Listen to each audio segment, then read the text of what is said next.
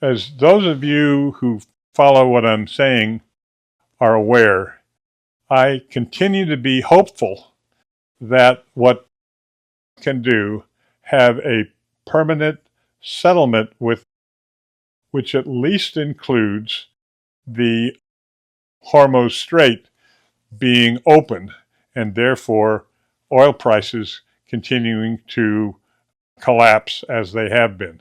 Why do I feel that way?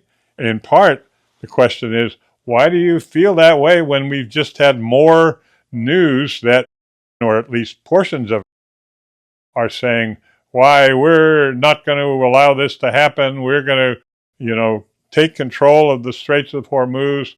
We have just damaged I believe it was an oil tanker, and we're now sending missiles to several of the countries that are opposed to us.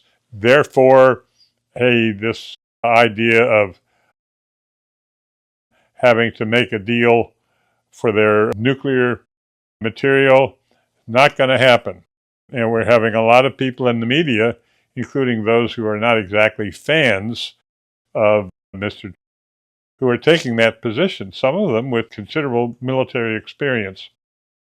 I think the biggest reason why I think they're wrong is how the success has already had with the type of negotiations that he does. And I think still what happened is a very good model for what he is continuing to make progress on, in my opinion. With what is that model? The key is we don't want to make a regime change. We want a specific change. In the case of the two specific changes is we want to give up all of their nuclear material and have an inspection that makes it sure that that's the case by the United Nations. That's one. And secondly, we want the Straits of Hormuz and the Persian Gulf to be totally open to everyone in terms of shipping. And if we get those two things, then everything else can remain in control of the current regime, which, at least I'm sure most of us know, is not an exactly friendly or regime, and is a dictatorship. The biggest reason why I think the odds are still good that he's going to get that is that what I know about history, which is that if that doesn't happen, and if it looks like the groups, the IRGC, that are trying to block a deal, looks like they're going to be successful, then the other power centers in Iran, such as the mullahs or the elected groups, or the other major military force, the regular army, will be aware that if they don't do something, the deal may collapse. Why do they want the deal not to collapse? Because those are the power centers that are going to get the money by selling Iranian oil that there is necessary for them to survive. And furthermore, that those power centers that convince the people, yes, we took this deal because so much of the money that we got in helps the average citizen, 90 million population.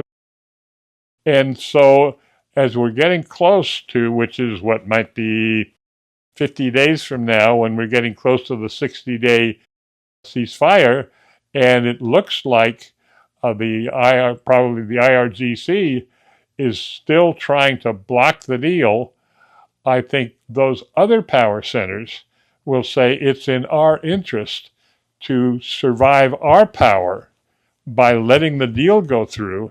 Therefore, we will gang up on the IRGC and block them from screwing up the deal. So we end up with, in that scenario, everybody signing perhaps, even, I guess might be just Vice President Vance, but knowing the president, it could well be a happy hooray for Iran, hooray for the mullahs by the President of the United States as they sign that deal. So you're putting all that together. Obviously, there's no certainty when you have a situation that's complicated, but it does cause me to continue to say, as I have before, I think the current prices of oil will likely to stay low. Therefore, stay out of all the oil and energy stocks. There are a couple kind of long-term exceptions that I'm kind of making, such as Hallador. But on the most part, stay out of all of those areas as one of the key reasons of how you play the situation with Iran. The other key reason being, I think this kind of result is very likely to strengthen the reputation of the administration, largely in the United States, because, hey, inflation will be down since oil prices, which have been up so high, will be down. And so therefore you want to bet, such as I've mentioned politically, that the House of Representatives in November will continue to be with a majority.